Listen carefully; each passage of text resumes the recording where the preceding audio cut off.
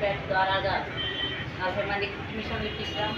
అలాగనే మహిళలకి లోన్లు ఇప్పించాము. అడిగొప్పుడు గ్రామంలోనే నలుగురికి 2 లక్షల రూపాయల లోన్లు కూడా సెలక్షన్ చేశాం. కానీ వాళ్ళ లోన్లు తీర్చుకోవడానికి రాలేకపోయారు. మళ్ళీ ఇప్పుడు వచ్చి మాకు ఆ లోన్లు కావాలమ్మా, లోన్లు ఇప్పించమని అడుగుతున్నారు. కానీ ఇద్దరికి లోన్లు ఇప్పించాము. 2 లక్షల లోన్లు ఇద్దరికి ఇప్పించాము. అలాగే మా నాయకుడు తీసుకెళ్ళాలంటే జాంబరాజు గారి ద్వారాగా మహిళలకు లోన్లు ఇప్పించాము, మిషన్లు ఇప్పించాము. ఎన్నో ఇలాగా మహిళలకి లోన్లు ద్వారాగా కొనసాగుతున్నాము.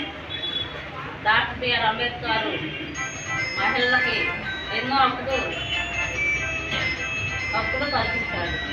గవర్నమెంట్ ఇచ్చిన తర్వాత మహిళలు హక్కులు చట్టాలు నేర్చుకోమని మా నాయకుడు మాకు ఎంతో చెప్తున్నాడు.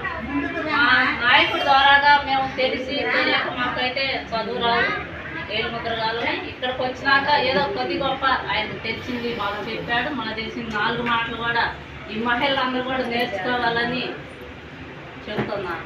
అలాగనే మహిళలందరూ కూడా ఇలాగనే వచ్చి రాజమాట మన ద్వారాగా నాయకుడి ద్వారా మనం నేర్చుకొని తెలియజేసుకోవాలని కోరుకుంటున్నాం.